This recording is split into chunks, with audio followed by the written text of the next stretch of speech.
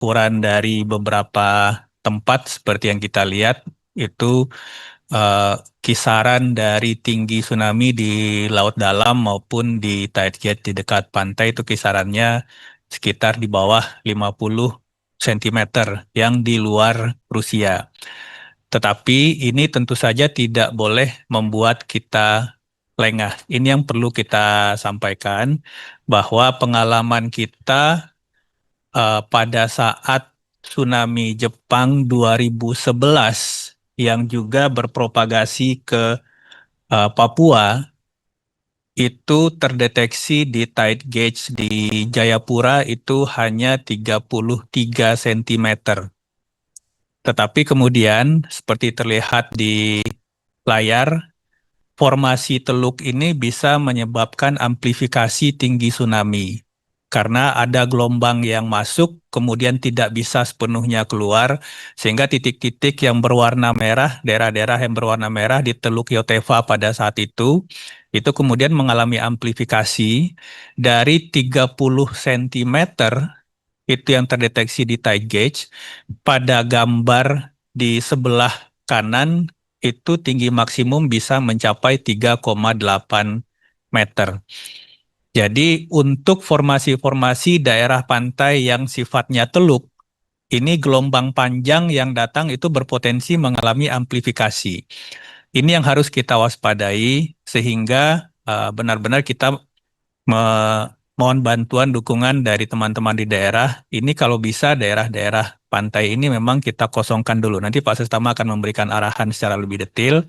Tetapi secara teknis, formasi-formasi teluk seperti ini, mulai dari Teluk Yotefa, Papua, Papua Barat, kemudian Maluku, Maluku Utara, dan Sulawesi Utara hingga Gorontalo itu cukup banyak di sekitar pantai. Ini yang menjadi perhatian kita supaya ini bisa benar-benar dikosongkan terlebih dahulu pada waktu-waktu nanti yang sudah disampaikan oleh Pak Daryono dan setelah eh, jeda waktu setelah gelombang pertama itu datang. Karena eh, untuk tsunami, terutama tsunami yang melintasi samudra, itu gelombang pertama tidak harus yang terbesar.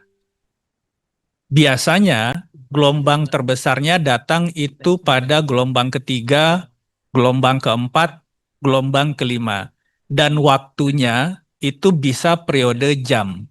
Jadi antara gelombang pertama dan gelombang kedua, sedang gelombang ketiga itu bisa durasi jedanya 1 hingga 3 jam. Sehingga ini yang kita harus waspadai bahwa masyarakat tidak hanya menjauhi pantai pada saat estimasi waktu tsunami-nya datang, tetapi juga tetap harus menjauhi pantai sampai beberapa waktu setelah peringatan dini tsunami atau waktu tiba tsunami itu datang. Idealnya 2 sampai 3 jam. Kita tidak usah dulu uh, bermain ke daerah pantai yang di 6 provinsi ini khususnya bagian utara di waktu mungkin 1 jam sebelum hingga 2 jam sesudah. Nanti Pak Sestama akan menyampaikan lebih lanjut. Jadi ini yang menjadi perhatian kita. Memang dari estimasi modeling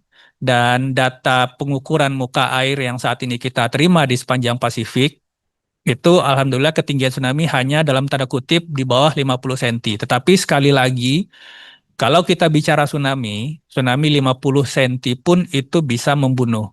Kita bisa lihat pengalaman kita di 2011, itu ada 1 korban jiwa di Jayapura. Ini satu di antara hanya 2 korban jiwa pada saat tsunami 2011 Jepang di luar Jepangnya. Jadi jangan sampai ini terulang, benar-benar kita waspadai, kita kosongkan dulu daerah pantai, supaya benar-benar nanti setelah tsunami, peringatan dini tsunami diakhiri oleh BMKG, baru kemudian masyarakat beraktivitas seperti biasa. Mungkin dari Pak Sestama akan memberikan arahan kepada pemerintah daerah lebih lanjut. Terima kasih Pak Kapus Datin, Pak Dr. Abdul Muhari. Eh, Baik, Bapak Ibu, sebelum kita melanjutkan ke acara berikutnya, ada beberapa arahan penting dan harus segera dilaksanakan kepada 5 provinsi: Sulawesi Utara, Gorontalo, Maluku Utara, Papua, dan Papua Barat. Dikhususkan kepada BPBD, TNI, Polri, dan pemangku kepentingan di daerah tersebut. Yang pertama, masyarakat di 5 provinsi, sebagaimana disampaikan oleh Pak Daryono dari BMKG, agar diupayakan menjauhi pantai 1 jam sebelum hingga 2 jam setelah estimasi waktu tiba tsunami yang sudah disampaikan oleh Pak Daryono.